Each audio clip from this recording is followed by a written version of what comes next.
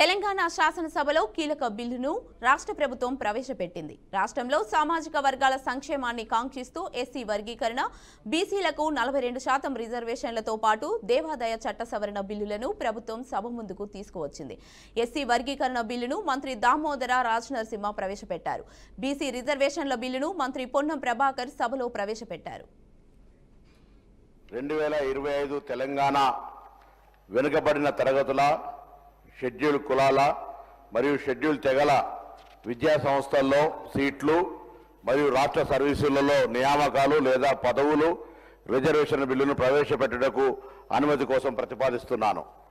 అధ్యక్ష, 2025 తెలంగాణ వెనుకబడిన తరగతుల గ్రామీణ మరియు పట్టణ స్థానిక సంస్థలలో సీట్ల రిజర్వేషన్ బిల్లును ప్రవేశపెట్టుటకు అధ్యక్ష 2025 తెలంగాణ వెనుకబడిన తరగతుల గ్రామీణ మరియు పట్టణ స్థానిక సంస్థల్లో సీట్ల రిజర్వేషన్ బిల్లును ప్రవేశపెట్టడానికి అనుమతి కోసం Statement of the objects and reasons.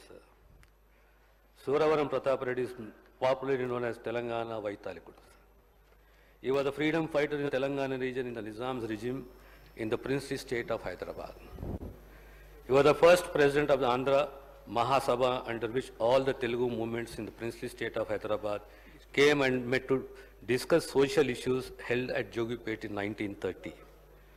He was also a social historian and one of the pioneers of Telangana literature, a scholar in Sanskrit, Telugu, Urdu and English languages. He had tremendous admiration for Telangana Telugu.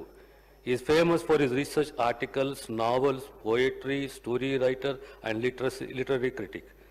He is the founder of the Golconda Telugu Patrika with a twin aim to serve Telangana language in Telangana and to serve the upliftment of Telangana people irrespective of their religion and caste in the princely state of Hyderabad.